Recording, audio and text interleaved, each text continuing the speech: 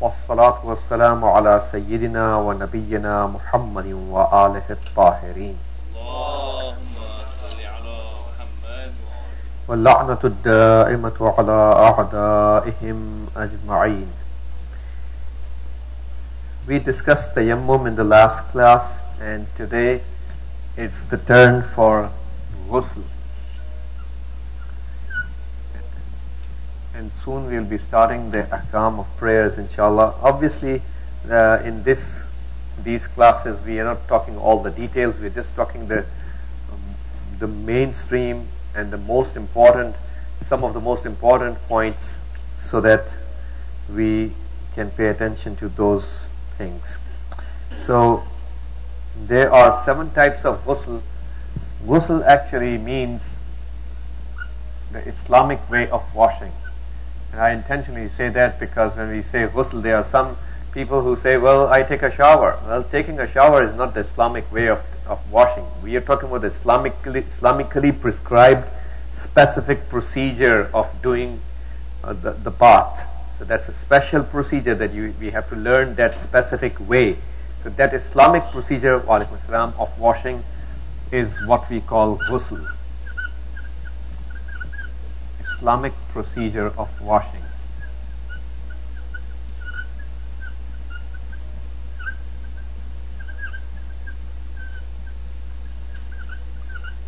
Washing your body.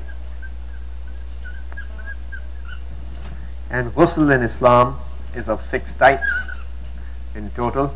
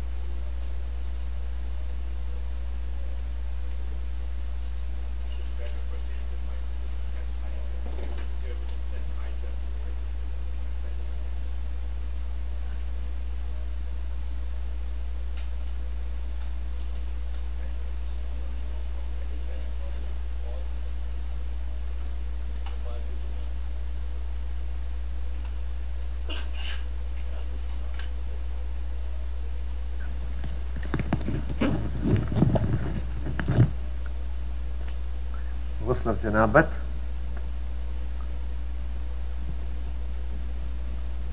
and the second one is Ghusl of Hayd, which is related to the women, their monthly period.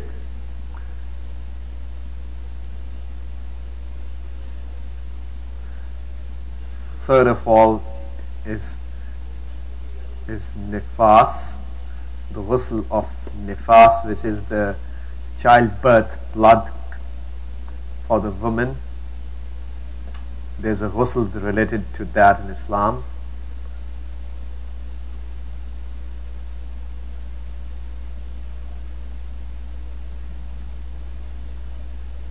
And fourth of all is the ghusl of istihada. This is also for the woman. Untimely blood flowings. And fifth of all is Massul Mayyit, touching the dead body. There's a ghusl related to that. And sixth and last of all is the ghusl related to your nazar, if any, if you make a nazar, or ahad, or qasam, you swear in the Islamic way of swearing that I will do the ghusl, then it will become wajib on you because of that. Or you do the Islamic way of nazar, obliging yourself, lillahi alayya and af'ala kada. I think we learned that earlier too. If you read the Islamic formula and sigha for nazar in Arabic or in its exact translation in your own language, then it becomes wajib on you to do the ghusl. And the sigha in Arabic for nazar is lillahi alayya and af'ala kada.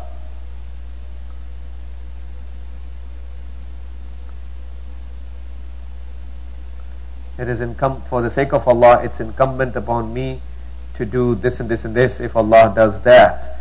For instance, even if you say it in your own language, for the sake of Allah, it is incumbent upon me to slaughter a sheep if Allah gives cure to my son. Then you make this niyat, it will become wajib on you if your son gets the shifa to fulfill your nazar. So this is called Islamic nazar. So you do nazar, or you do ahad, or you do the qasam with one of the names of Allah, billahi, wallahi, tallahi, birrahman, birabbil alameen, any of the specific names of Allah subhanahu wa ta'ala. This nazar, this qasam becomes wajib to fulfill. So these are the 6 types of ghusl in Islam. Now the ghusl of janabat is divided into 2. We will talk about the 2 things, but ghusl of janabat becomes wajib due to 2 reasons. We call them mujibatul ghusl.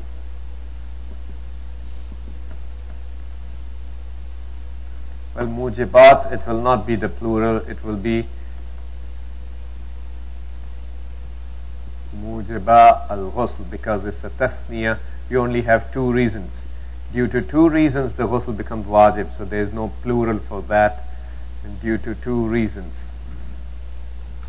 Ghusl of janabat is something related to the men and women both. It's one of the most frequently encountered Islamic bath that we have to take, and we need to learn it precisely so we do the things right. First of all, the sexual intercourse. And sexual intercourse in the Islamic definition is defined as, even if the qadr al-hashafa, even if the amount which is circumcised, even that much has been penetrated into the private parts of the wife, then even that much has been penetrated. Whether somebody has the ejaculation or not is irrelevant. Even if that much amount has been penetrated, ghusl of janabat will become wajib even if the money does not come out. That's the first reason for ghusl of janabat. And the second reason for ghusl of janabat is ihtilam, that means the wet dreams. If someone has the wet dream, ghusl of janabat will be wajib on him or her. These are 2 reasons why it becomes wajib. And now the sign of ghusl of janabat. The signs are 3. There are 3 signs of ghusl of janabat. First of all, it comes out with shahwat, with lust. Second of all, because there are people, especially the youth in the initial age, who have hard time recognizing whether it is the money coming out or not, and ghusl of janabat is wajib or not. La haya'a fid deen, there is no haya, and we should not be hesitant in learning the Islamic rulings so we can do our worships correctly. It comes out with shahwat and lust, and second of all, it comes with difq, that means force, comes out with force. It gushes out. Third of all, the third sign of that is that ghusl of janabat, after that, the body of a person becomes lazy after that.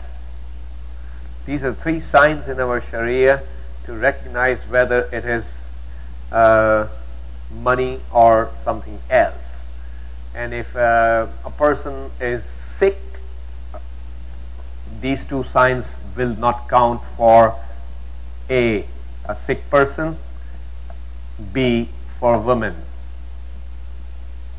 So the sick people and the women should not count these two signs. Only this first sign is enough to recognize that what came out is money, and so the ghusl of janabat became wajib upon them. This is for the regular person. These are three signs to recognize. Now the procedure of doing the ghusl of janabat, actually, we have a standard ghusl procedure which I call SGP. There is one standard procedure in Islam for doing ghusl. There are no multiple procedures of doing various ghusls are done in various different ways. No, all these ghusls are done in one standard way, and that standard procedure of ghusl has to be learned.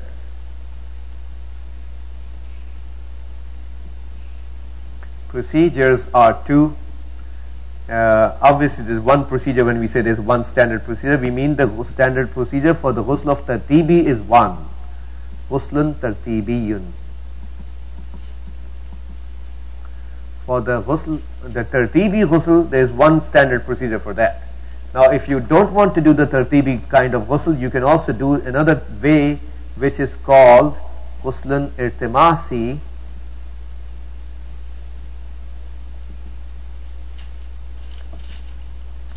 Irtimasi can also be done. So we were talking about earlier, we were talking about the ghusl of tartibi, which is one standard procedure for that. Whether you do ghusl of janabat in the tartibi format, whether somebody does ghusl of haiz in the tartibi format, or nifas, or istihada, or masl mayyit, or ghusl of nazar, ahad, qasam, if you do it in the tartibi format, there's one standard procedure for doing that, all the ghusl. We'll come to the irtimasi in a short while. Let's first discuss the ghuslun tartibi. Ghuslun tartibi means the sequential bath. So you take the bath in a sequence.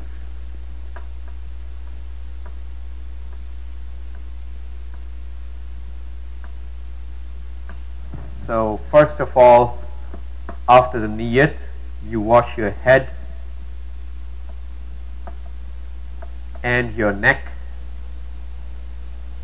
Second of all, you wash your right side from the front and the back both. And third of all, you wash your left side from the front and the back both. So these are three steps after making your niyyat. This is the sequence. You have to abide by the sequence. If somebody messes up the sequence in the tartibi ghusl, sequential baths, then obviously the ghusl is batil and invalid. You have to do it again.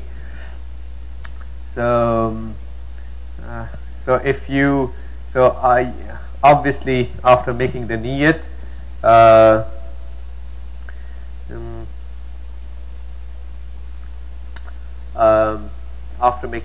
obviously, just like we have the similar rulings regarding wudu, for the ghusl is also the similar rulings that before you start the ghusl, you have to make sure that your body doesn't have any obstacle which blocks the water to reach the body. The obstacle needs to be removed first. The body has to be tahir, Islamically clean before you wash it. And obviously the water has to be mubah, permissible from the owner's behalf for you to use it. And the place where you're doing the ghusl has to be mubah. All those things, just like we studied about the wudu, similarly they apply on the wudu, on the ghusl.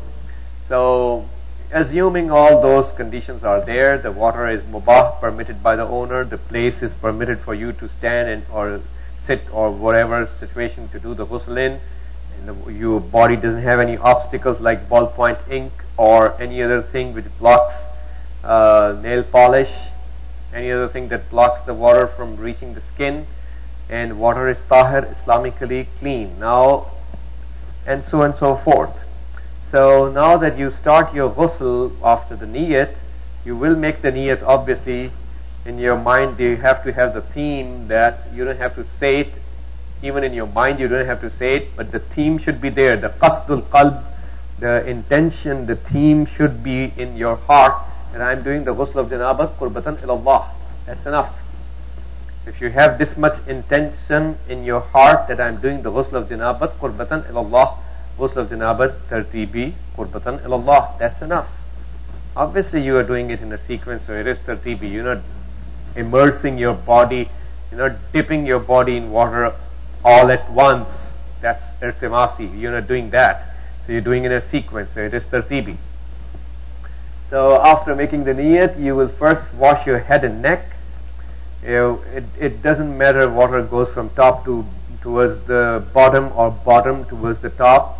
What is required is to wash the whole head and the neck. And obviously we cover, if you remember, we studied the min bab al-muqaddima in wudu. So we wash a little bit more in wudu, which we call min bab al-muqaddima. So a little bit more we used to wash in wudu, from a little bit higher than the elbows, so we make sure the wajib amount is washed. Similarly here, when you're washing the head and the neck, you wash a little bit further down from the neck, from all the four sides, to make sure we did not miss on any part of the neck. So we wash a little bit further down from all the four sides. This is called min bab al-muqaddima, as a prelude, as a muqaddima towards wajib. And muqaddima of wajib is also wajib. So make sure the wajib is done correctly. So you do a little bit more than what is wajib to make sure the wajib is done correctly. So you wash a little bit further down from the neck, from all the four sides, to make sure the neck is completely washed, and also the head. We don't have to wash inside our mouth or inside the nose. Whatever is visible in the front, from the front of the nose, from the front of the lips, from front of the ear, whatever is visible from the outside, if somebody looks at it, that much has to be clean, and you have to wash that much. You don't have to make sure that water reaches into those parts which are not visible from the outside. Only those parts which are visible from outside should be washed. So when I close my lips, whatever part of my lips are hidden, it's not wajib on me to wash that much. Okay? Like I'm closing my lips right now, this much is visible. So I wajib to wash this much which is visible when I close the lips. So whatever is visible from the outside. Obviously if somebody's ears are dirty, filthy, you need to clean that before you start the ghusl. If it is dirty from the outside, somebody can see the filth and dirt, then you have to clean it before you start the ghusl. So yeah, this is, or if your head is oily, you have to wash it with the soap first, so you don't you let the water reach your hair. We cannot leave a single hair or a single millimeter of the body without water reaching it. So if water does not reach any single millimeter of the body, it is batil. The ghusl will be batil. You have to make sure water reaches the whole body. So head and neck, is that clear? Now we move to the second part, which is the right hand side. Right hand side, the right half of your body. If you cut your body like this in half, so this is the right half. So the right half from the front and the right half from the back, that has to be washed. That's the second step. So we include the private parts when we are washing the right hand side, the private parts from the front and the back, and we also include the private parts when we are washing the left hand side, from the front and the back. The private parts from the front and the back also included in the left hand side. So raise your feet so you can make sure water reaches this area. Some people just keep on standing like this, so you don't make sure water is reaching under your feet. This is part of your right hand side, isn't it right? If you have filth or dirt inside your nails, which you think the water will not reach under the dirt and the filth, and it will not reach under it, then you have to remove it and make your nails clean before you start the ghusl. If you think the water will reach it, that's okay. So the full right hand side has to be washed. Doesn't matter you wash your feet first or your stomach first or your shoulder first, doesn't matter. From top to bottom, bottom to top, doesn't matter. It's all okay. Yes, between the fingers of the foot, the water should also be reaching there. Yes. So it's not visible. It does reach usually, and it should reach. Yes. So this is about the right hand side, and similarly then min bab al-muqaddima applies here as well. So we wash a little bit further towards the left from the front of the body, and a little bit further towards the left from the back of the body. So we make sure the wajib amount of the half of the right hand side is completely washed. A little bit further towards the left from the front and the back both. This is min bab al-muqaddima. Is that okay? So then we move forward to the left hand side. Obviously we wash the left half, and the left half similarly we wash from the front and the back. You can wash the back first, the front first, the feet first, shoulder first, doesn't matter. All we need is to wash the whole left hand side.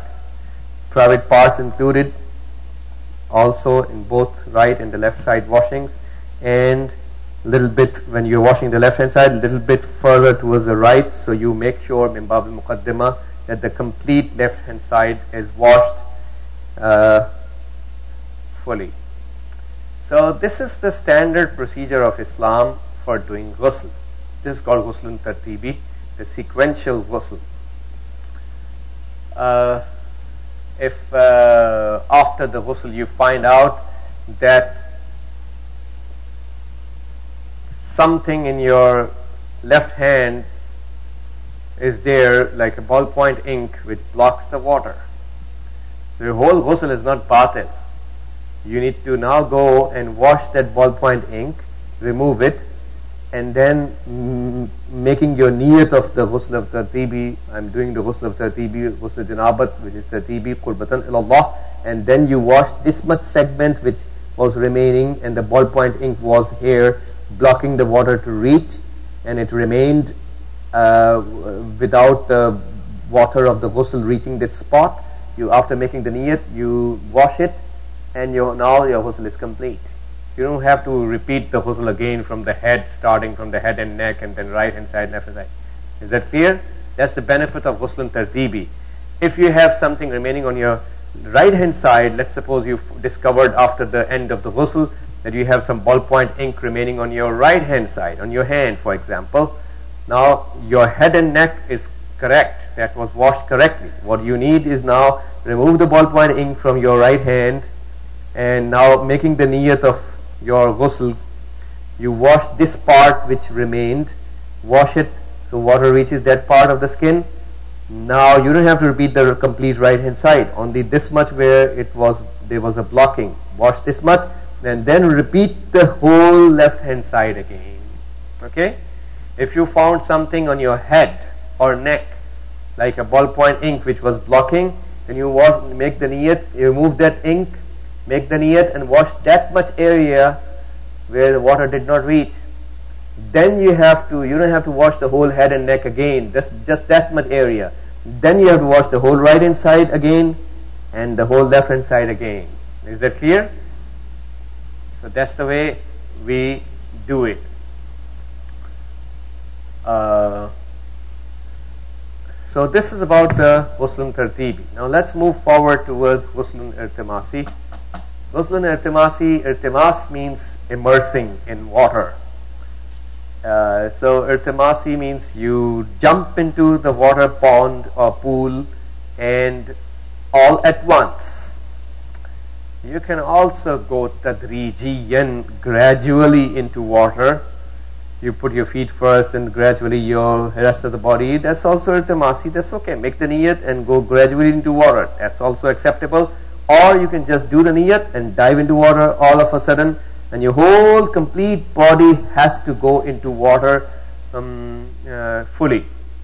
So make the niyat and dive into water, and water reaches all the parts of your body, your ghusl is done. It takes 3 seconds. So this is ghusl iltimasi. Now after the ghusl, if you find out that somewhere that you had a ball point ink, obviously the whole ghusl will be batil. Now you have to remove that ball point ink and you have to immerse into water again. Okay, because this is not tartibi, this is iltimasi.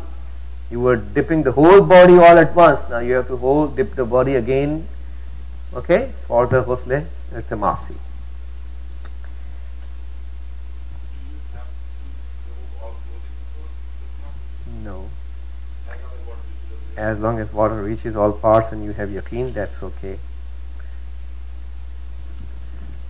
So there are 5 things which are haram for a mujnib.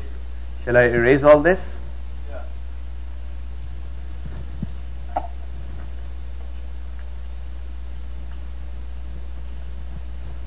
The same rule applies for Iltimasi also, that you have to remove all najasa before the dip.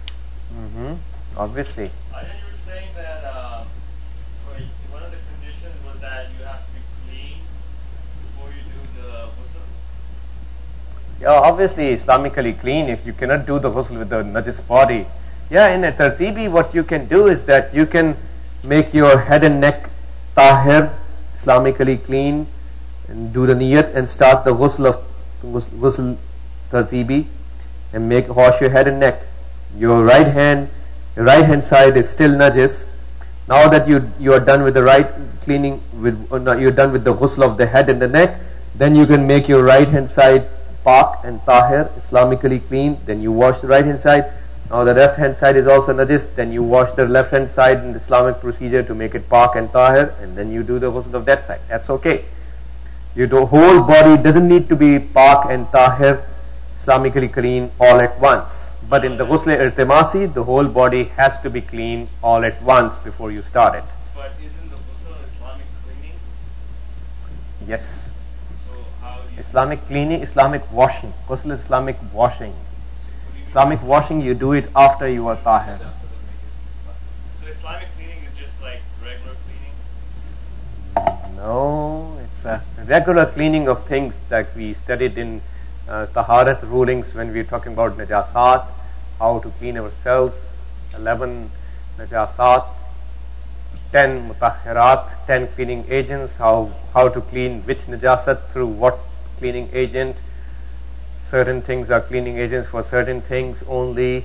Sun rays clean the roofs and the land, it does not clean my clothes, for example. So there are certain things we did study all that in long time ago, but if you people want, we can repeat those rules again. One more question about the body oil. If you did not apply any external oil, but your body needs some oil, is that necessary to remove with soap before?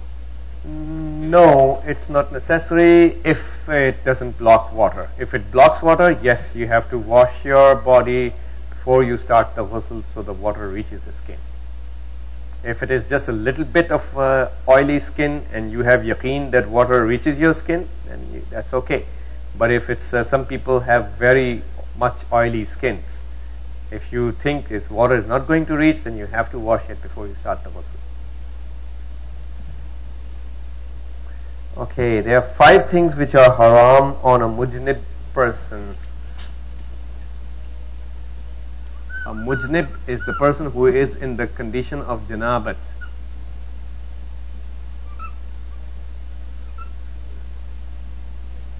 Okay, and there are 5 things which are haram.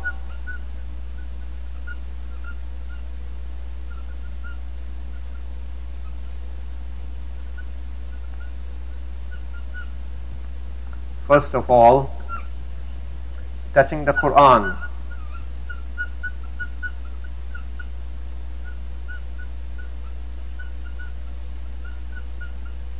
Touching the text of Quran. You cannot touch the text. That will be haram. Likewise, the names of Allah and the Prophet and Ahlul Bayt alayhimus salam, Imams. names, sorry, in Arabic. Names of Allah in any name, in any language, but names of the Prophet and the Imams in Arabic only.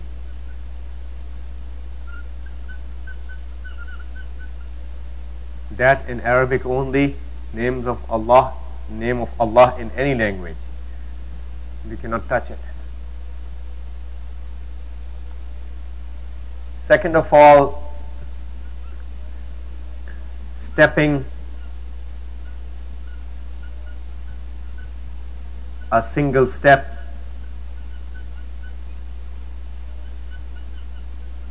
into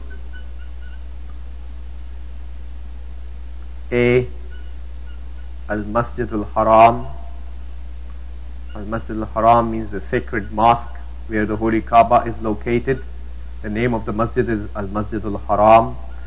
The sacred Haram means the sacred mosque, the one which has hurmat and respect. And the second one is Masjid al-Nabi, the masjid of the Prophet.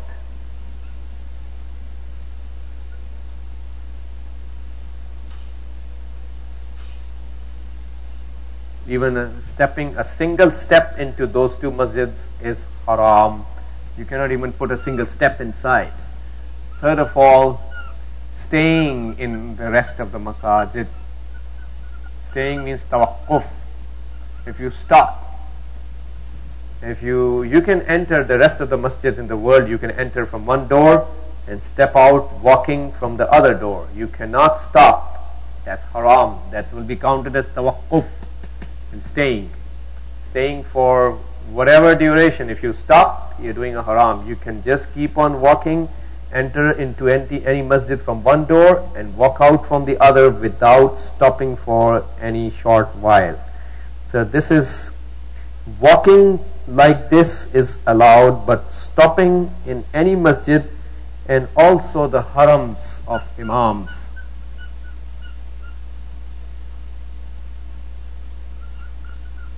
Harams of imams, it has the same ruling. We cannot stop there. It should also be, that harams of imams should also be avoided according to ihtiyat wajib. Fourth of all, putting anything. You take your Mafatihul Jinan, Quran, Turbat, Tasbih, Subha, anything, and you enter into the masjid, enter from one door, keep on walking, you put your Mafatil Jinan, and then you walk out from the other door. This is haram. You cannot put anything into the masjid. Putting a thing into in the masjid, in any masjid, is haram for the junub. You can pick up anything, but you cannot put anything there. Fifth and last of all is Qira'atul Azaim. That means reciting any segment of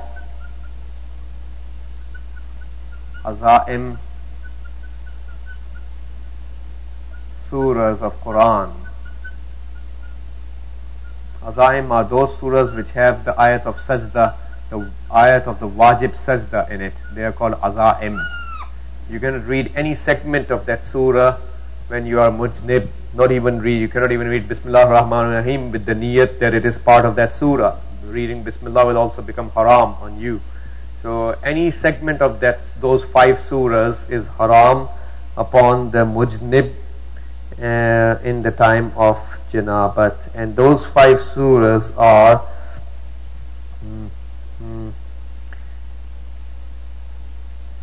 the following.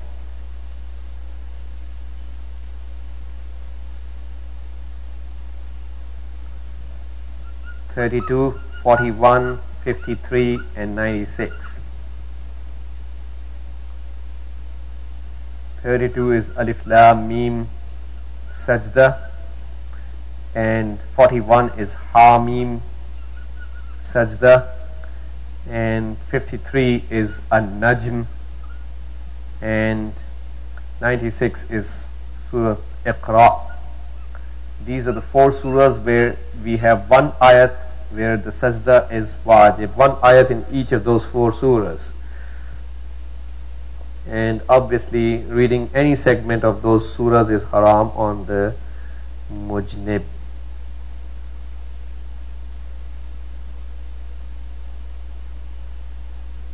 وصلى الله على سيدنا ونبينا محمد وآله الطاهرين. If you have any questions